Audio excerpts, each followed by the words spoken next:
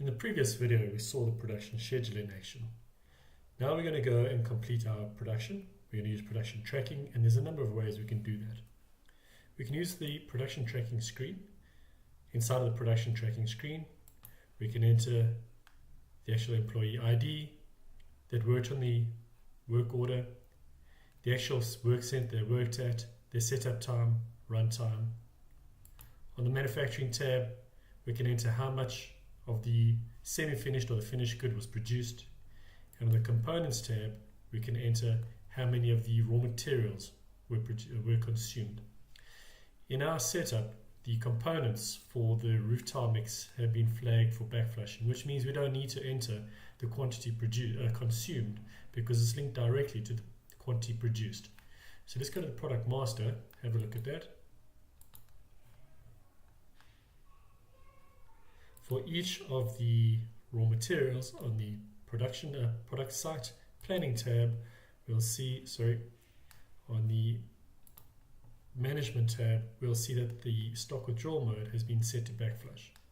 So we don't need to enter the quantity consumed for each of the raw materials. Or we can use the production tracking terminals. So we can use shop floor tracking to start tracking the employee's productivity per work order. The employee can clock in and clock out. You'll notice there's clock in, clock out times.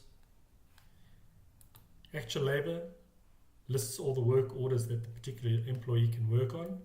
The employee would then select the work order and start the setup time. Once the setup has been done, the employee will select the work order, stop the setup time, select the work order again, and start production or the runtime. So what we're doing over here, we're getting the actual start time, the actual time it took to do the start, the production run, the setup.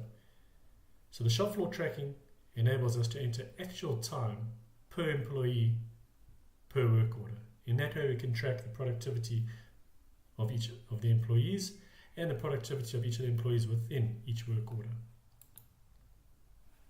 Production tracking terminal, so this is a terminal at the actual work center, and what we could do is select our work order that we're closing, the roof tile mix, how much quantity was actually produced, and create production tracking. Simple as that. So now we have enough of the roof tile mix to make the roof tiles themselves. So go back to our manufacturing visual process. We go to production tracking. We select the work order for the roof tile.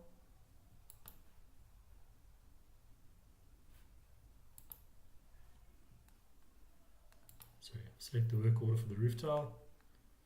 What we can see there for the roof tile is work order number 211. We go to production tracking. Again, we could use this screen or we could use the terminal itself. Just going to paste the work order number in there. There's the actual roof tiles. We're making 50 of those. We create. Now, keeping in mind that the raw materials in the semi-finished product have been flagged for backflushing, so there's no need to enter how much of each raw material, how much of each semi-finished product was consumed in the production of the roof tile.